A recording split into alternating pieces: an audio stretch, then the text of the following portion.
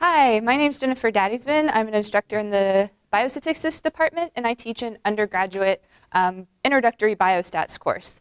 So I was kind of confused about what to do for this presentation, so I thought for a really long time, like hours, and I came up with some ideas. I scrapped them.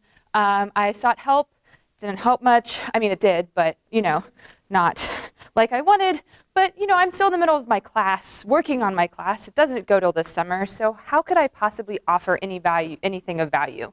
Well, so I eventually figured out there are only two things in life that are certain, right? Death and taxes. Well, I figured out there's actually a third thing in life that's certain, and that is my complete inability to make a decision. Yes, as a statistician, my job is to deal with uncertainty, but this uncertainty is bad. It's basically my indecision about what to do for my Eli presentation is kind of a microcosm of my entire experience online. So let's talk about stumbling blocks. I had a couple of these during the process. I'm still dealing with these, so this is by no means a self-help manual. Instead, I'm going to talk about what I've learned, and if it's effective, well, we'll see. So my first stumbling block is perfectionism. You've heard people say perfectionism is a positive weakness. When you say you're a perfectionist, people think, oh, her work's going to be awesome. Yeah, it's going to be awesome if you ever finish. Perfectionism is a huge hang-up. For example, I sat and stared at this slide for 5 minutes trying to figure out if there's anything else I needed to do. It can be really terrible. But I learned something awesome. Students are resilient. It doesn't matter, well, it does matter, but it's okay if nothing's perfect the first time. What matters is getting started, and then you can fix things later if you need to. So for example, my course uses Excel to do a lot of statistical calculations. So I started by creating tutorial videos using Camtasia for all of the functions and graphs I use in my course. It got me familiar with the software and its processing and editing features with being fairly low stakes.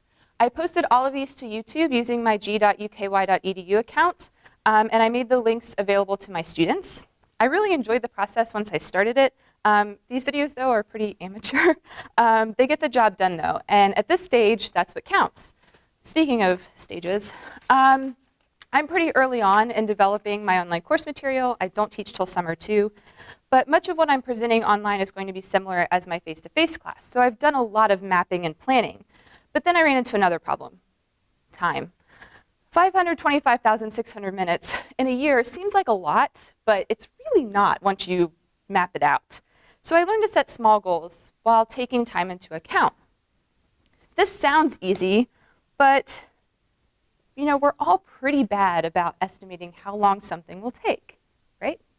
I know I am. There are so many different tricks you can use to estimate time. Some of them are better than others. In short, everything took longer than I thought it would, just like the series of slides. And I mean way longer, because I had indecisiveness and all of that and submitted this slide before I was done with my script, so that too. Wait time is great. All of this, though, all these time things can lead to panic. Just mild panic, just a little bit. Not bad, though. That's how I felt most of the time. Still do. But learning to ask for help was what was really key for me. That helped with the time management thing. The faculty learning community I was in was awesome. We were all interested in building community online, which was great because that was a huge hang-up for me, because group work is a huge part of my face-to-face class.